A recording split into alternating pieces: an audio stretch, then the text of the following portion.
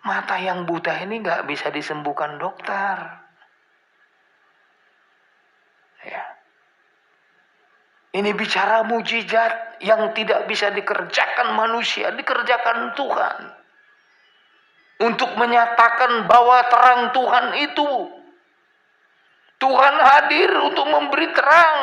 Kadangkala dimulai dulu dengan jasmani kita ditolong Tuhan.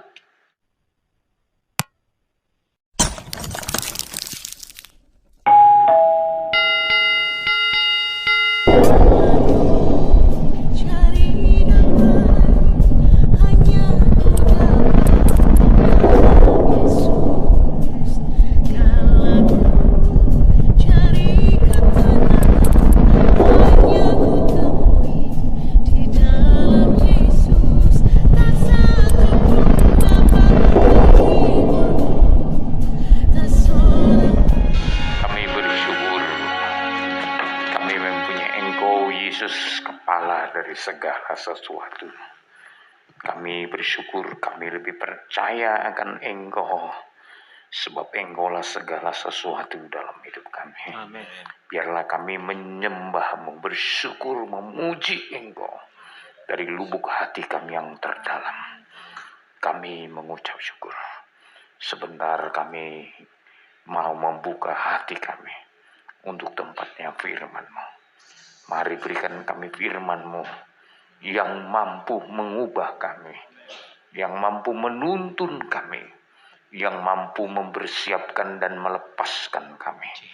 Oleh sebab itu marilah berfirman, urapi kami semua, urapi hamba-Mu secara khusus. Haleluya. Untuk menjadi saluran berkat pada malam ini. Dan sekali lagi kami menolak setiap pekerjaan setan, kuasa-kuasa yang lain yang mengganggu pikiran, hati kami, perasaan kami. Semua kami tolak dalam nama Yesus. Damai sejahtera Tuhan memerintah dalam hati kami. Terima kasih Bapa. Di dalam nama Yesus Kristus kami bersyukur dan berdoa. Bersama kita katakan amin. Silakan duduk Bapak Ibu saudara-saudaraku yang kekasih. Saya mengucapkan selamat malam, salam sejahtera buat kita sekaliannya malam hari ini. Salam, puji Tuhan. Kita patut bersyukur kalau sampai hari-hari ini kita dapat melihat kebaikan Tuhan yang luar biasa, ya. Sekali lagi saya mau katakan kebaikan Tuhan yang luar biasa.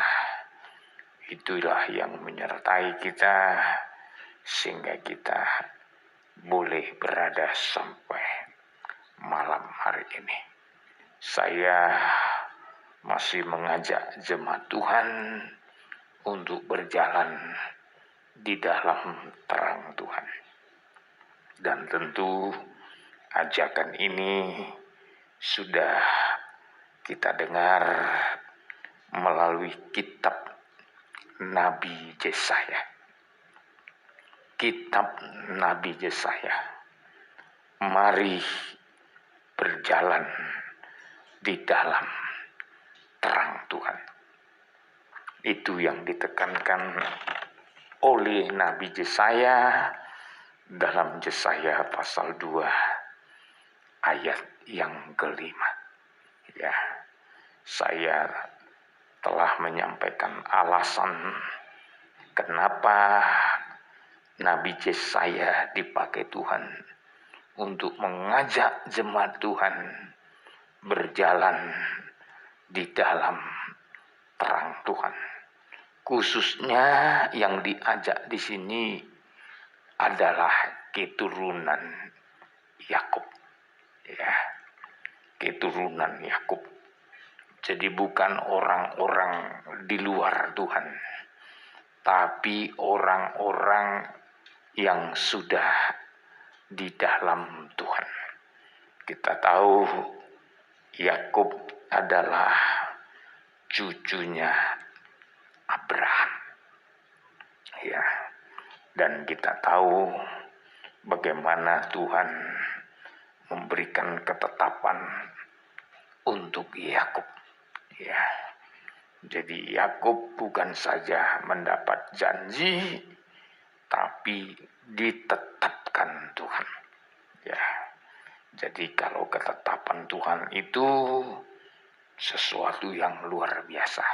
Ya, tapi walaupun sudah ditetapkan Tuhan, masih diajak untuk berjalan di dalam terangnya Tuhan. Ya, kenapa saudara? Tentu ada alasannya kenapa harus tetap berjalan dalam terang Tuhan. Kalau di dalam Yeremia pasal 2 ayat 6, ya, karena Tuhan tidak segan-segan ya membuang ya yaitu Yakub sekalipun, ya, kalau main-main dalam ketetapan Tuhan. Coba kita baca Yesaya pasal 2 sekarang ayat yang ke-6. 6. Ya, Sungguh telah kau buang umatmu, yakni kaum keturunan Yakub, sebab di mana-mana mereka melakukan tenung seperti yang di timur, ya, terus dan sihir seperti orang Filistin, dan orang-orang asing di antara mereka terlalu banyak. ya. Jadi Tuhan tidak segan-segan membuang umatnya, keturunan Yakub. Ya, dari sini kita belajar menjadi orang percaya, menjadi orang yang memperoleh janji Tuhan, tidak boleh bermanja-manja. Ya, tidak boleh keluar dari rencana Tuhan. Ya, Tuhan tega membuang umatnya. Ya, apa alasannya? Saya sampaikan tadi malam ada 4 dosa, ya, yang membuat Tuhan tega, yaitu membuang umatnya. Dosa yang pertama, mereka hidup seperti orang-orang di luar Tuhan. Ya, apa yang mereka kerjakan? Melakukan tenung seperti di timur, sihir seperti orang Filistin. Ya, jadi yang pertama saudara, karena cara hidup mereka tidak beda dengan cara hidup orang-orang di luar Tuhan. Ya, saya selalu mengajak, kalau kita berjalan di dalam terang Tuhan, kita harus bersedia meninggalkan cara hidup orang-orang di luar Tuhan.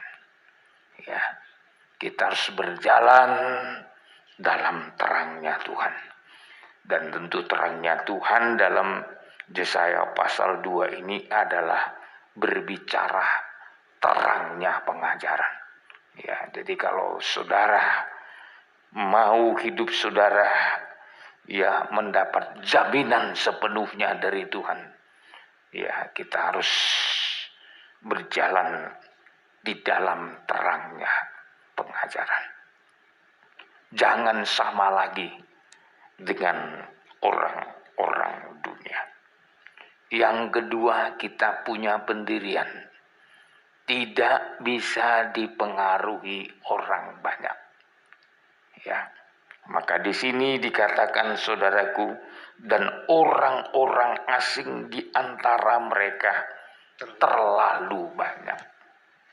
Ya, pengaruh orang banyak ini bisa merontokkan iman daripada keturunan Yakub.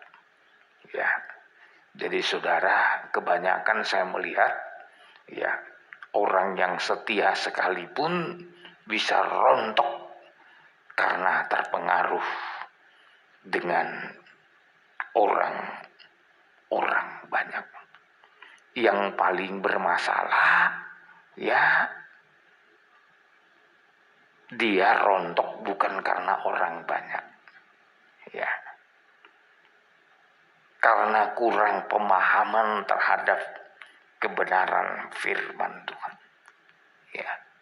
Tapi di sini saudara, ya terlalu banyak orang-orang asing. Makanya saudara, dalam hidup saudara, dalam perjalanan saudara, dalam pekerjaan saudara, berdoalah biar lebih banyak anak Tuhan, ya, yang mempengaruhi hidup saudara. Lebih banyak orang-orang rohani yang mempengaruhi hidup kita dibanding orang-orang di luar, ya. Jadi saya menekankan saudara, ya, ini betapa pentingnya pemberitaan Injil supaya lingkungan kita, lingkungan orang percaya. Ya, saya melihat saudara ada kelebihannya kalau di lingkungan kita banyak orang percaya. Misalkan saudara di Tapanuli lah, ya, karena lingkungan mayoritas Kristen, atau di Manado, paling tidak hari Minggu malu kalau nggak beribadah. Ya, di kampung saya kalau hari Minggu itu, kalau ada orang di rumah tidak masuk gereja, ya, itu sudah bahan cemoohan, ya, sekalipun masih gereja tradisional, ya. Tapi rasa malu, rasa sungken itu ada. Karena apa? Mayoritas masuk gereja, ya. Sangat berbeda dengan kita yang di kota ini, ya. Kita nggak pergi gereja, tidak mencari Tuhan, tidak beribadah, ya. Tetangga kiri kanan muka belakang nggak mau tahu saudara, ya. Itu sebabnya saudara, ya, kita jangan sampai terjebak kepada dosa yang kedua, lebih banyak terpengaruh dengan orang-orang asing, ya. Maka saudara, Anda boleh bekerja, profesi saudara silakan apa saja, asal tidak bertentangan dengan firman Tuhan.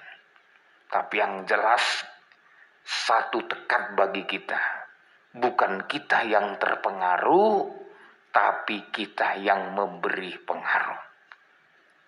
Kita yang memberi pengaruh, ya. Di lingkungan orang-orang yang tidak beribadah, kitalah yang memberi pengaruh supaya orang lain mencari Tuhan, supaya orang lain mendekatkan diri kepada Tuhan, ya. Jadi bukan kita yang terpengaruh, kita yang memberi pengaruh.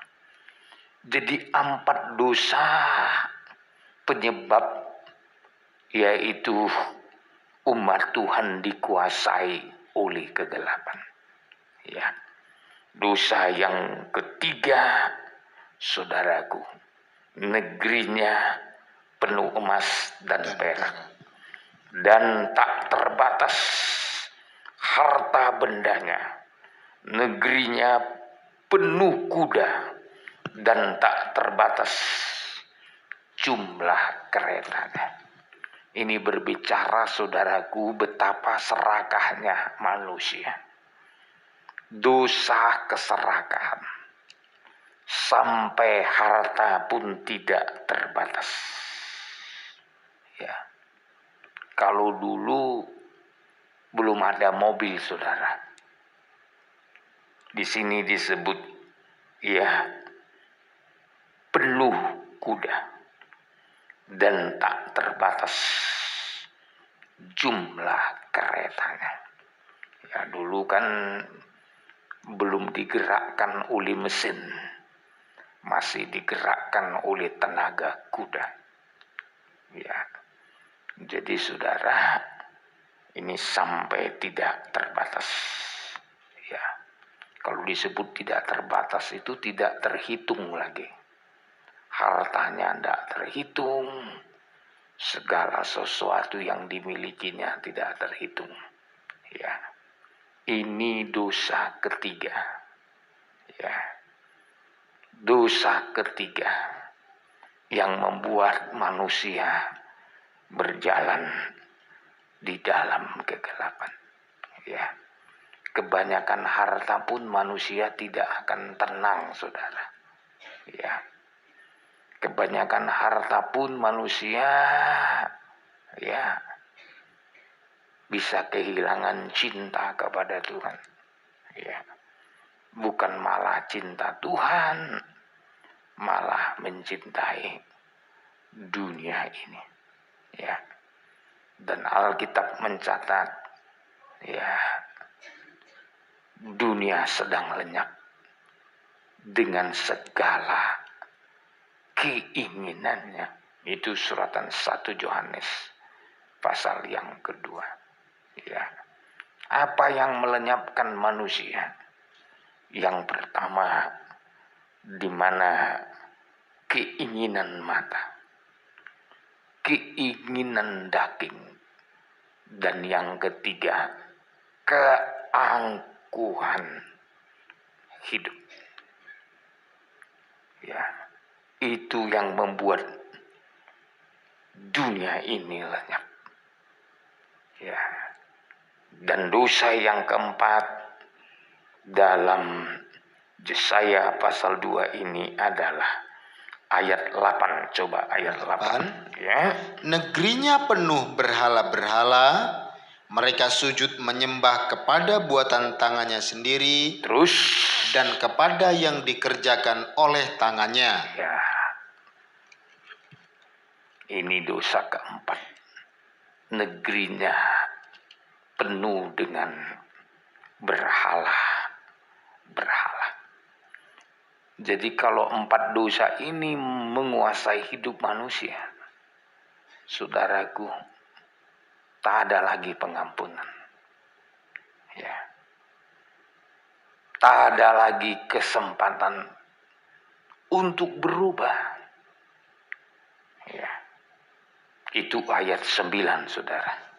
Kalau saudara lihat ayat 9, maka manusia ditundukkan dan orang direndahkan, janganlah ampuni mereka. ya. Jadi saudara, kalau sudah sampai janganlah ampuni mereka, artinya nggak ada lagi artinya sebagai keturunan Yakub. Ya. Kalau sekarang nggak ada artinya lagi sebagai orang Kristen. Kalau sampai kalimat berkata jangan ampuni mereka, ya, tidak ada pengampunan. Kenapa, saudaraku?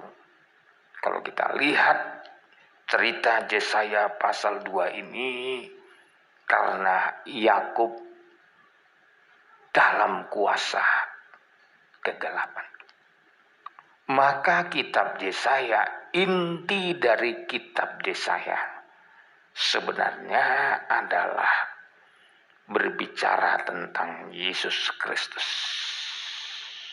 Ya. Nubuat terbesar dalam kitab Yesaya adalah tentang Yesus Kristus. Ya. Yesus Kristus yang datang ke dunia sebagai terang. Ya. Ini inti kitab Yesaya. Ya.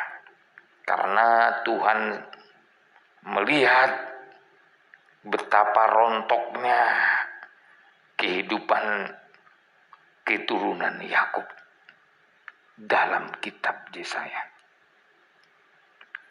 Dan dalam kitab Yesaya sekaligus Tuhan menubuatkan tentang zaman akhir yang akan terjadi. Ya. Dan saudaraku, zaman akhir yang akan terjadi betul-betul menjadi suatu nubuat penting dalam kitab Nabi Yesaya. Ya. Oleh sebab itu saudaraku, yang pertama saya mau tekankan dulu. Nubuat tentang Yesus Kristus. Apa yang diinginkan Tuhan melalui Yesus Kristus untuk dialami oleh gereja Tuhan? Yang pertama, Yesus tampil sebagai hamba. Ya. Dia datang ke dunia sebagai hamba. Sebagai doulos. Ya, kalau disebut hamba dalam terjemahan lain, saudaraku, disebut budak. Ya. Jadi Tuhan adalah contoh kehidupan hamba. Ya. Maka dalam Injil, ya, ada 4 poin yang diperkenalkan tentang Yesus. Injil Matius berbicara Yesus yang datang sebagai raja. Ya. Tapi Injil Markus, Yesus yang datang sebagai hamba. Itu sebabnya ketika Injil Markus ditampilkan, di situ langsung intinya pelayanan. Ya. Injil Markus tidak menceritakan kelahiran Yesus. Bagi seorang hamba, tidak perlu latar belakang. Ya. Bagi seorang hamba yang perlu adalah kerjanya, pelayanannya, kinerjanya apa. Itu sebabnya saudaraku, dalam Injil Markus langsung berbicara pelayanan. Sangat beda dengan Matius, menekankan Yesus sebagai raja. Dan kalau kita lihat selanjutnya Injil Lukas, menekankan Yesus Kristus sebagai anak manusia. Ya. Dan selanjutnya Injil Yohanes menekankan Yesus sebagai anak Allah. Tapi saya mau tekankan saudaraku, kitab Yesaya sebenarnya Tuhan ingin memperkenalkan Yesus. Dimulai dirinya diperkenalkan sebagai hamba. Hamba yang bagaimana yang harus dipakai Tuhan menerangi dunia ini. Ya. Tentu ada kriteria hamba yang mau dipakai Tuhan untuk menerangi dunia ini. Ya. Apalagi zaman akhir ini. Ya. Enggak sembarangan menyatakan diri hamba. Ya. Apalagi seringkali sebutan hamba Tuhan. Ya, kalau udah bicara hamba Tuhan berarti hidupnya betul-betul diserahkan untuk diperbudak oleh Tuhan. Harus Tuhan yang menjadi 100% menjadi Tuhan dalam hidupnya. Ya. Sekarang aja gampang menyebut hamba Tuhan. Tapi pada dasarnya nggak gampang sebutan hamba Tuhan. Seharusnya ya harus dibedakan mana namanya pelayan-pelayan, mana namanya hamba Tuhan. Ya. Kalau udah jadi hamba Tuhan, ini bukan predikat main-main ini. Ya. Sekarang orang bisa khotbah hamba Tuhan. Ya. Terlalu gampang saudara sebutan hamba Tuhan ini. Ya. Tidak memahami definisi hamba Tuhan dengan benar. Budaknya Tuhan. Ya. Kalau udah jadi budaknya Tuhan, ya,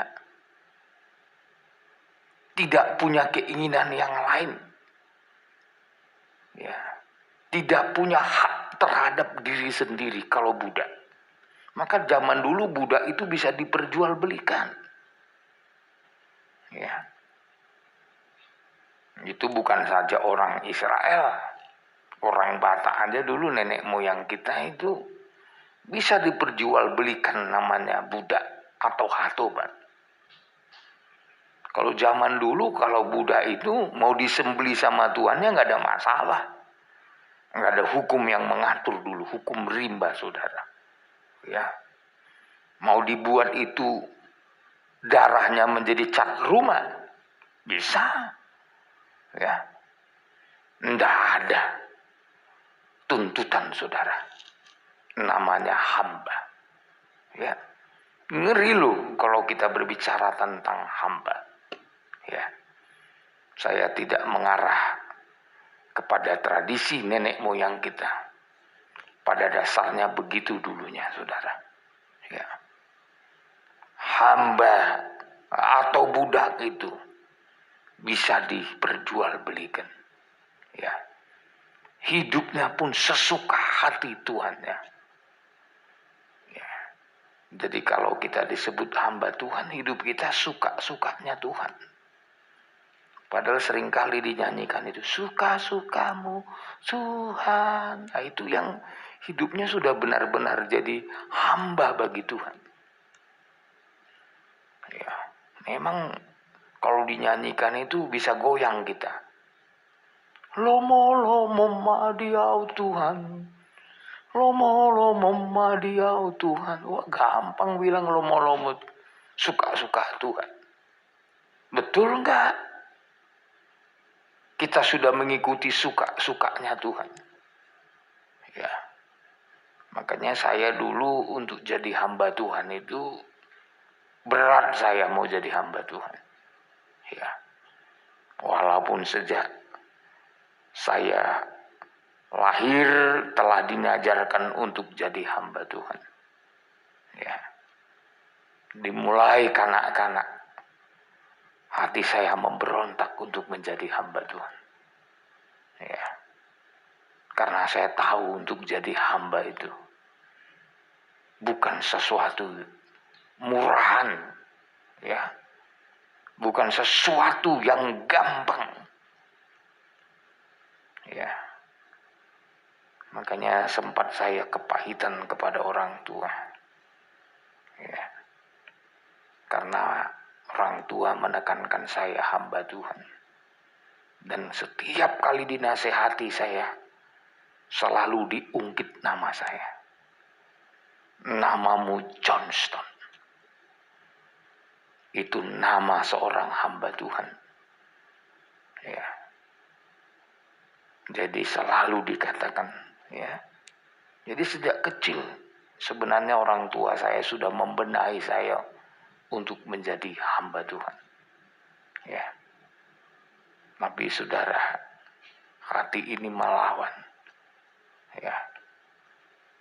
Sekalipun sudah masuk sekolah pendeta. Ya. Sebenarnya hati saya masih waktu itu masih melawan terhadap panggilan Tuhan dan pilihan Tuhan. Makanya saya nggak mau jadi gembala. Saya bilang sama Tuhan, kalau memang saya melayani Engkau, saya cukuplah jadi penginjil saja. Ya. Kemana-mana saya rela memberitakan Injil. Tapi jangan jadi gembala. Karena jadi gembala punya pergumulan khusus. Ya. Punya pergumulan khusus.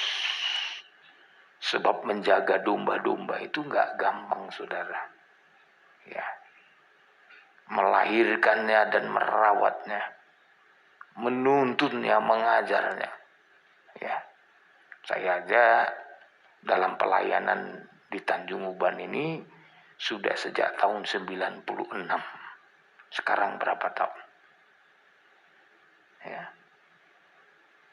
Jadi saudara, di sini kita beribadah di Tanjung Uban ini bukan instan. Ya. Karena seorang demi seorang dilahirkan. Ya. Sekali lagi, lahir dalam pengajaran ini nggak gampang. Ya. Menerima pengajaran ini nggak gampang. Karena harganya juga mahal. Karena Anda harus siap dikucilkan. Ya. Siap berbeda. Cara pandang kita, cara ibadah kita, konsep ibadah kita beda. Konsep kita jelas, ada pola dari sorga. Itulah pola kerajaan sorga yang kita pelajari dalam tabernakel. Ya. Jadi datang kepada Tuhan. Dimulai langkah pertama lewat pintu gerbang. Menerima Yesus Kristus sebagai Tuhan dan Juru Selamat. Lalu setelah itu, setelah percaya menerima Yesus Kristus, meningkat, masuk mezbah korban bakaran. Artinya diperdamaikan dengan Tuhan melalui pertobatan kita. Melalui kehidupan kita yang bertobat, menerima korban Kristus. Selanjutnya masuk dalam kolam pembasuhan. Menerima baptisan. Bersedia mati dan bangkit bersama Kristus. Ini polanya. Ya. Baru pintu kemah. Baptisan Roh Kudus. Tidak cukup di situ. Untuk masuk ke ruangan suci. Berada di ruangan suci ada meja roti. Itulah firman dalam pengajaran. Ya. Masuk lagi pelita emas. Itulah persekutuan dalam terang Roh Kudus yang digambarkan dalam ibadah raya. Naik lagi menuju puncak ibadah. Mezbah dupa menunjukkan kita hidup dalam penyembahan, memberi wangi-wangian kepada Tuhan. Saudara, ada polanya. Ya. Dan pola ini diterima oleh Musa sebagai pola ibadahnya umat Tuhan dalam perjanjian lama. Maka dalam kitab Ibrani ini gambar bayang. Ya. Gambar bayang dari pola kerajaan surga. Jadi ada polanya, saudara. Ya. Siapa yang bisa melayani dalam tabernakel? Ada polanya. Harus imam-imam. Ya. Apa syaratnya untuk menjadi imam-imam? Pertama, dari kelahiran harus suku Lewi. Dengan kata lain harus lahir baru. Harus kelahiran barunya jelas. Ini nggak bertobat jadi imam. Ya. Hidup nikahnya hancur-hancuran jadi imam. Ini pola ibadah yang salah. Ya. Tidak tunduk kepada suami jadi imam, nggak bisa. Ya. Begitu juga suami. Kalau tidak bersedia mengasihi istrinya, nggak bisa jadi imam. Ya. Jadi imam itu ada syaratnya, saudaraku. Yang pertama kelahirannya. Ya, kalau dulu suku Lewi, kalau sekarang nggak lahir baru. Telah lahir baru. Bukan hanya karena bisa gini-gini, imam. Ini sekarang kan gampang kali. Pakaiannya aja nggak bertobat, imam. Ya. Maka di gereja kita ini Ya, apalagi dalam ibadah raya, saudara. Ya, ya ibu-ibu harus memakai pakaian yang sopan. Ya, ini jangan sama dengan dunia. Rambutnya jangan dikepang-kepang. Jangan sama dengan dunia. Ya. Dandanannya, ya, jangan sama dengan dunia. Ya, kita tidak fanatik, saudara. Kalau yang lain fanatik lagi, nggak boleh pakai lipstik sama sekali. Ya, saya mengajarkan bukan tidak boleh. Saya mengajarkan kita harus sopan, sesuai dengan pola ibadah yang benar. Ya, saudara, itu baru kelahirannya pertama, baru hidupnya harus ditahbiskan. Ya, siapa itu hidup yang ditahbiskan? Yang memiliki pendamaian, yang memiliki penyerahan diri. Ya, yang ketiga, yang memiliki tanggung jawab. Jadi kalau tidak ada 3 poin ini nggak boleh jadi imam, walaupun udah lahir baru. Ya, dinilai dulu bagaimana hidupnya, ada tidak tanda pendamaian. Ya, ada nggak penyerahan diri? Ya, ada nggak tanggung jawab? Makanya bukan langsung teng imam. Tanggung jawabnya gimana? Tanggung jawab dalam pelayanan bagaimana? Tanggung jawab dalam ibadah. Intinya imam itu, intinya yang paling penting tanggung jawab dalam ibadah dan pelayanan. Itu fungsi imam. Ya. Makanya kalau disebut pelayan-pelayan atau imam-imam, itu orang yang bertanggung jawab. Ya, saya selalu mengajar kalau pelayan-pelayanan itu paling tidak kalau di Balu itu saya bilang 1 jam sebelum ibadah harus sudah siap. Walau tidak melayani, harus berpakaian rapi. Mana tahu yang bertugas entah sakit perut, tiba-tiba begini. Kita nggak usah capek cari pengganti. Sudah ada imam-imam pelayan-pelayan yang sudah siap. Nah ini, ya ini. Dulu zaman saya jadi mau hamba Tuhan, gembala saya seringkali tidak kasih tahu saya mau khotbah. Sudah puji-pujian begini tang, gembala saya panggil saya, Bror yang bawa firman sekarang. Kalau kita tidak siap jadi imam, siap jadi pelayan, apa nggak stres kalang kabut? Makanya saya diajar dulu bersama dengan yang lain, yang dilatih di sana, itu harus siap sedia. Di hati kita sudah ada tema khotbah yang sudah kita persiapkan untuk disampaikan ke tengah-tengah jemaat, di mana Roh Kudus bekerja. Bukan kayak sekarang pakai schedule pembawa firman Tuhan, sianu. Ya. Jadi kita kebaktian malam juga gitu, saudara. Ya, udah di rumah orang ini sudah puji-pujian sudah diangkat, sudah mau menyampaikan firman Tuhan. Gembalanya bilang, kamu yang menyampaikan firman. Jadi kalau di hati kita kosong firman, apa yang mau kita bicarakan? Tapi Roh Kudus bekerja, mengingatkan firman Tuhan yang sudah tertanam di hati kita. Sehingga ibadah itu menjadi ibadah yang diberkati Tuhan. Ya. Ibadah itu menjadi ibadah yang sungguh-sungguh Tuhan hadir. Ya, makanya ya, saya melihat sampai hari ini pelayanan kita yang saya sudah tinggalkan puluhan tahun.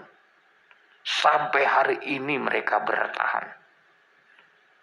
Walaupun pencobaan mereka lewati sangat berat. Sekarang pimpinannya itu, saudaraku, pimpinan sekarang ini, itu dulu pelayan biasa, sekarang jadi gembala. Waktu saya layani dia masih berdukun-dukun. Ya. Itu anak korek api bisa dia buat di sihirnya, tak berubah jadi lipan. Dia coba kepada kami, memang betul berubah jadi lipan. Tapi ketika kita berdoa, kuasa kegelapan itu dihancurkan, kembali menjadi korek api. Ya. Tapi saudaraku, setelah dia percaya bertobat, dia mengalami ujian terberat. Rumahnya terbakar, 2 anaknya terbakar, terpanggang hidup-hidup.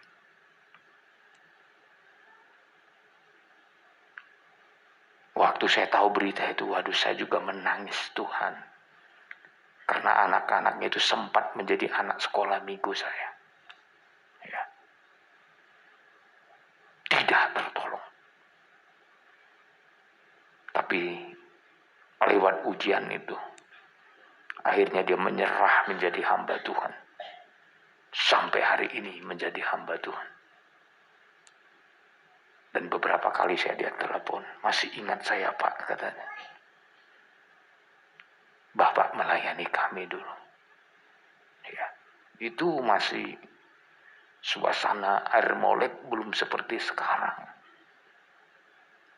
Jemaat rata-rata miskin, di bawah dari garis kemiskinan. Ya. Paling tinggi kerja jemaat itu dulu tukang duduk sawit, saudara. Ya. Tapi saya senang melayani mereka. Walaupun mereka tukang duduk, tapi hati mereka waktu itu mulai cinta Tuhan. Ya. Mereka sulit bisa memberikan persembahan. Jadi saya bersama gembala tidak pernah makan dengan kenyang, nggak pernah kenyang, saudara. Ya. Disitulah saya kenal nasi tiwul yang terbuat dari ubi. Ya. Dan tidak pernah bisa makan nasi sepuas-puasnya. Ya. Saya masih ingat setiap kali kami sore minggu habis pelayanan, gembala saya panggil saya. Ada nggak uangmu penginjil, katanya sama saya. Saya bilang ada, Mang. Tolong belikan Indomie 1 bagi 2 kita. Pecahin gitu, selalu direndam pakai air panas. 1 bagi 2. Tapi seberat-beratnya hidup ini, saudara, karena kita menyadari kita menjadi imam-imam bagi Tuhan. Yang harus memiliki penyerahan diri. Yang harus memiliki tanggung jawab. Gak mundur, saudara. Ya, kalau saya lihat sekarang pelayanan ini, waduh, gak ada lagi 1 bagi 2 Indomie. Ya, 1 kardus Indomie pun mungkin pengerja bisa makan. Ya, apalagi gini banyaknya jemaat. Ya, raun aja ke pasar. Saya yakin ketemu Pak Sitanggang aja lah, gak usah yang lain-lain dulu. Gini banyaknya jemaat kita. Takkan ada lagi yang kelaparan. Ya, sama dengan merintis pelayanan di Uban ini. Dulu saya kan harus menyisihkan uang biar ada ongkos kemari, saudara. Ya. Karena perpuluhan dulu nggak cukup. Ya.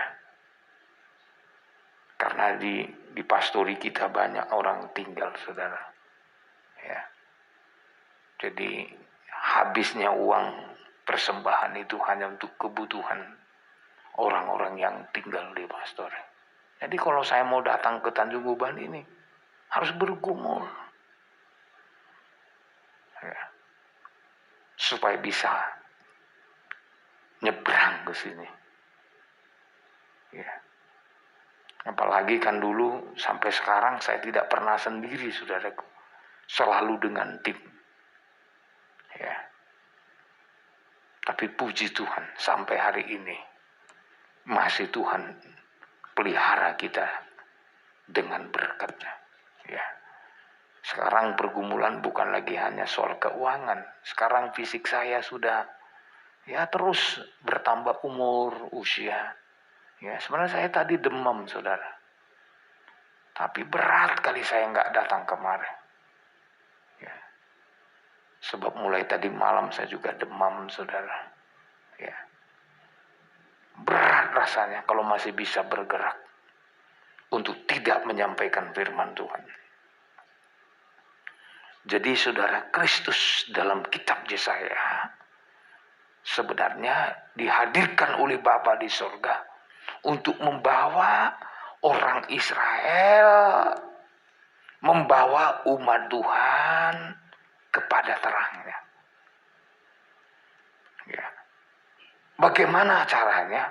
Harus Tuhan siapkan dirinya menjadi hamba, budak.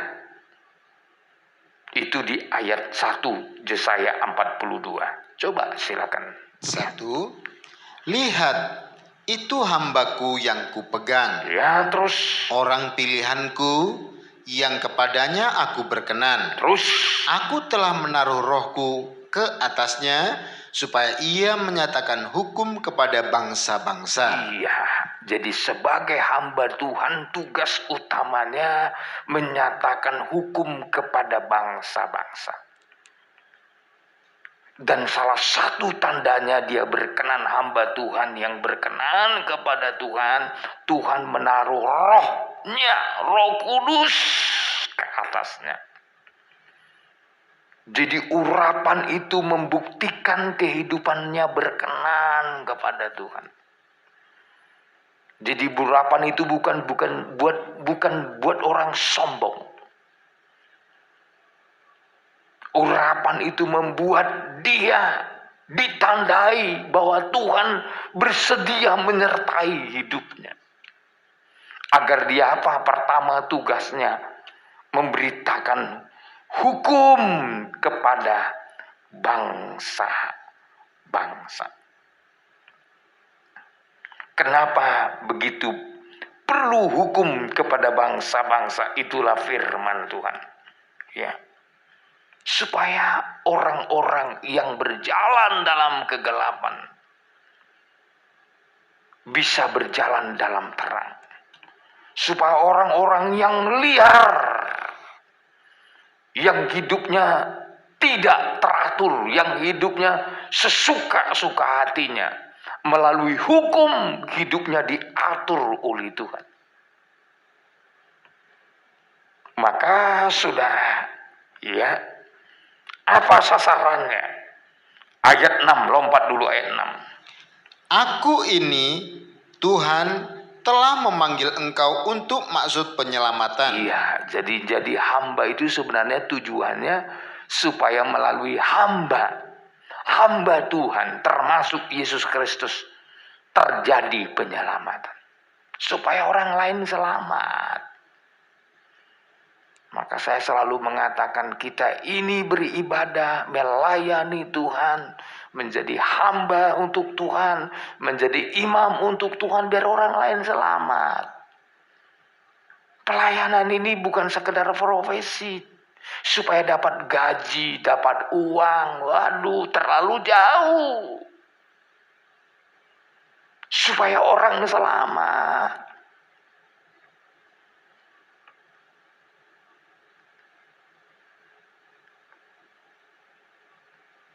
Jangan sampai tujuan utama ini dibelokkan. Biar orang selamat. Ya. Tapi hari-hari ini saudaraku dipertontonkan di depan mata kita. Ya. Malah terbalik, saudara. Bukan biar orang selamat.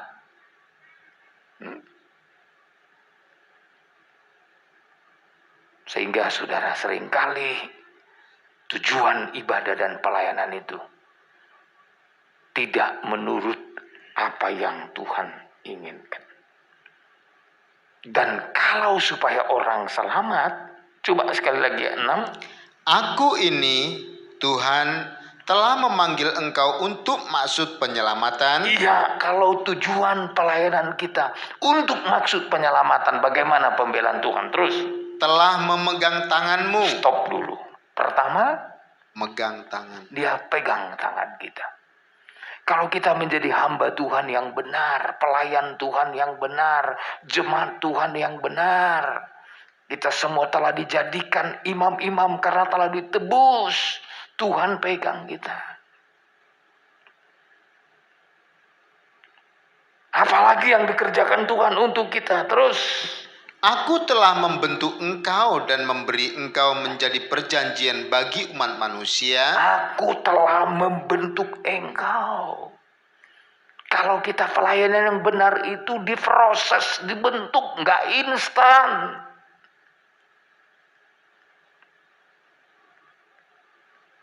Lewat pembentukan, lewat didikan.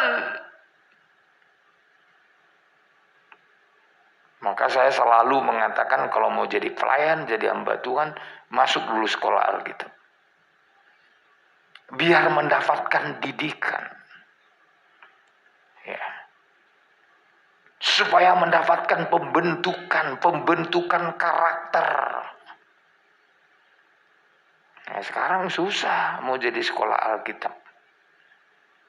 Apalagi kadang-kadang teman-temannya yang sudah sekolah Alkitab meragi yang belum. Oh, jangan sekolah Alkitab. Sakit pembentukan. Nanti disuruh bangunan, suruh nyangkol. Nggak dikasih firman. Padahal ya kalau bisa dikatakan pakai skop dikasih pengajaran di mulutnya. Bahkan kalau di Balui itu Bible study kita itu per kitab, saudaraku. Ya. Kita aja tema mari berjalan dalam terang Tuhan sudah sejak malam tutup tahun. Itu ya. Malam tutup tahun sampai hari ini udah fellowship, masih temanya sama, mari berjalan dalam terang Tuhan. Sebenarnya kalau kita sadar kita sudah limpah dengan firman Tuhan. Nggak usah duduk di bangku di sana. Termasuk di tengah-tengah jemaat ini. Sudah Tuhan kasih kelimpahan firman Tuhan. Saudara, aku telah membentuk engkau dan memberi engkau menjadi perjanjian bagi umat manusia. Untuk apa? Terus. Menjadi terang untuk bangsa-bangsa. Menjadi terang. Jadi hamba Tuhan, pelayan Tuhan, imam-imam bagi Tuhan. Tujuan dan tugasnya adalah memberi terang. Tapi tidak gampang, saudaraku. Sebelum kita memberi terang ada pembentukan. Dalam tabernakel, alat yang paling sulit dibentuk adalah pelita emas. Kenapa, saudara? Karena dibentuk bagaikan bunga badam. Ya. Ada kelopaknya, ada bakal buahnya, putiknya. Ini paling sulit ini, saudara. Dan untuk membuat pelita emas ini tidak boleh dicor. Nggak boleh dicetak. Harus dibentuk dari emas tulen. Diketok untuk memasukkan ke dalam. Kadang dicongkel untuk mengeluarkan. Nggak gampang loh ya. Apalagi bahan bakunya emas. Untuk menjadi terang bagi bangsa-bangsa. Pembentukan sangat diperlukan agar bisa menjadi pelita. Ini saudara. Makanya nggak ada yang instan. Tuhan bentuk kita. Dan cara Tuhan membentuk kita. Wah, mungkin tidak cukup setahun, 2 tahun, 10 tahun, 20 tahun. Agar kita bisa tempatnya pelita, bercahaya. Menjadi berkat bagi bangsa-bangsa. Nah, ini sasarannya, saudara. Ya. Jadi saudaraku, ya. Untuk apa? Untuk dapat menyatakan keselamatan kepada bangsa-bangsa. Ini mau kadang-kadang ke bangsa-bangsa, mau menangkan jiwa, tapi pembentukan nggak mau. Ya, waktu saya meresmikan gereja di sana, saya lupa namanya. Ya, isi khotbah saya adalah bagaimana untuk menjadi hamba harus melalui peremukan. Remuk dulu sampai hancur-hancurnya, digiling sehalus-halusnya. Kalau belum mau dihancurin, diremukkan, takkan pernah jadi hamba Tuhan yang benar. Diremukin, bukan langsung sukses. Sekarang kan sukses, gampang kali saudara. Ya, kita aja udah diremukkan berkali-kali. Ya, ditumbuk, digiling. Makanya dupa itu saudara dari rempah-rempah yang digiling halus. Bahan bakunya bukan hanya kemenyan, bukan hanya mur, tapi saudara tahu, termasuk kulit lokan, kulit kerang, ditumbuk sehalus-halusnya. Nanti dicampur bagaikan wangi-wangian yang dipersembahkan di mezbah dupa. Kehidupan yang dihancurin sampai sehancur-hancurnya, biar apa? Biar rendah hati. Orang yang gak rendah hati gak bisa menyembah Tuhan dengan benar. Coba menyembah dalam kesombongan. Bagaimana orang menyembah dalam kesombongan? Egonya belum tanggal, belum hancur. Bagaimana hidupnya menyenangkan Tuhan? Dan salah satu bahan yang paling keras adalah kulit lokan. Saya percaya saudara kenal lokan atau kulit kerang. Ya. Saya pun waktu pelajari tentang tabernakel, aneh aja permintaan Tuhan ini. Masa kulit lokan pun diminta menjadi dupa? Yang keras pun harus digiling dulu agar bisa menyenangkan hati Tuhan.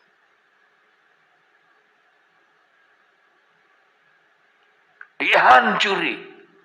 Tuhan tidak mau utuh itu kulit kerang, tapi harus digiling dulu sampai sehalus-halusnya. Termasuk yang lain. Termasuk ya getah damar dan lain-lain saudara. Ya. Ini kemenyan itu digiling semua untuk dijadikan sesuatu yang menyenangkan Tuhan. Ini pembentukannya. Maka kadangkala jemaat Tuhan juga untuk dibentuk ini kadang dihancurilah ekonomi kita. Diizinkan Tuhan kita miskin. Diizinkan Tuhan gak punya apa-apa. Supaya kita belajar untuk merendahkan diri dan mengandalkan Tuhan. Ya mungkin kalau selalu diberkati, wah bisa saja kita jadi sombong. Selalu berkelimpahan. Kadang Tuhan izinkan Saya mau katakan masa-masa COVID-19 ini, seizin Tuhan, ada banyak hal yang gak bisa kita kerjakan. Karena Tuhan mengatur dari surga. Tapi saya melihat, puji syukur sama Tuhan. Ya, jemaat Tuhan masih dipelihara Tuhan. Belum diizinkan Tuhan sehancur-hancurnya. Masih Tuhan jaga saudara. Karena apa? Tuhan tahu saudara tidak sanggup. Ya. Tuhan memberikan penderitaan ringan. Ya.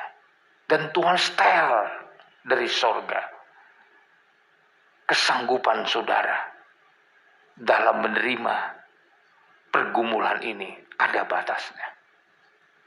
Dia Bapa yang baik. Dia tahu cara mengajar anak-anaknya. Dalam kekuatan kita yang sangat terbatas ini, Tuhan atur dari sorga. Gak boleh melampaui batas. Ya, mungkin kalau melampaui batas, saudara putus asa. Ya, Tuhan tahu, masih di batas kemampuan saudara. Masih di batas kekuatan saudara. Tuhan mengizinkan sesuatu terjadi dalam hidup kita. Dan untuk menjadi terang bagi bangsa-bangsa, Tuhan Yesus tampil mulai dari pelayanan hal yang jasmani. Ayat 7. Untuk membuka mata yang buta, Ya, terus. Untuk mengeluarkan orang hukuman dari tempat tahanan, Ya, terus. Dan mengeluarkan orang-orang yang duduk dalam gelap dari rumah penjara. Iya, ini bicara mujizat-mujizat. Jadi kenapa kadangkala perlu mujizat-mujizat mengawali untuk membuat kita menerima terang firman Tuhan. Karena hal yang jasmani ini bisa dilihat mata. Seringkali untuk membuat kita percaya Tuhan kasih yang jasmani dulu. Ada mujizat, ada kesembuhan. Ya, saya tidak heran. Ya, ada banyak orang datang kepada Tuhan juga. Diawali karena mengalami mujizat. Ya, ada yang sembuh dari penyakit lah, dari kanker lah, dari hal-hal yang ya tidak sanggup dilakukan oleh manusia dan dokter, Tuhan kerjakan. Kenapa di sini diawali dengan untuk membuka mata yang buta? Mata yang buta ini nggak bisa disembuhkan dokter. Ya. Ini bicara mujizat yang tidak bisa dikerjakan manusia, dikerjakan Tuhan. Untuk menyatakan bahwa terang Tuhan itu. Tuhan hadir untuk memberi terang. Kadangkala dimulai dulu dengan jasmani kita ditolong Tuhan.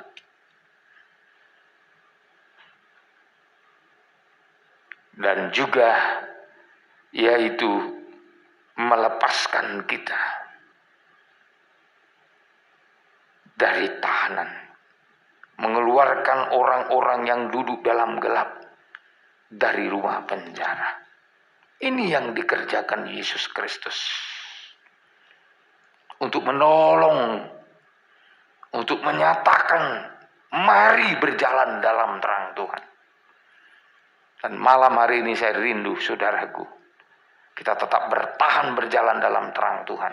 Amin. Biar nama Tuhan tetap dimuliakan selama-lamanya. Amin. Haleluya. Ya, saya tidak boleh terlalu capek saudara. Mohon maklum. Kiranya Tuhan menolong kita dalam ibadah-ibadah kita yang akan datang. Kristus kepala, dialah yang menolong kita. Kita tutup Alkitab kita. Kita siapkan hati untuk menyembah Tuhan. Haleluya. Kami bersyukur Tuhan. Kami memuliakan Engkau. Haleluya. Kita berkata kepada Tuhan, dalam kesendirianku, Kau ada bersamaku. Sekalipun saat berputus asa, Tuhanlah harapan kita. Dialah penolong kita. Dialah pembela kita. Dialah yang menjadi segalanya bagi kita. Dalam kesendirianku, Kau ada bersamaku. Mari kita bangkit berdiri, saudara. Kita akui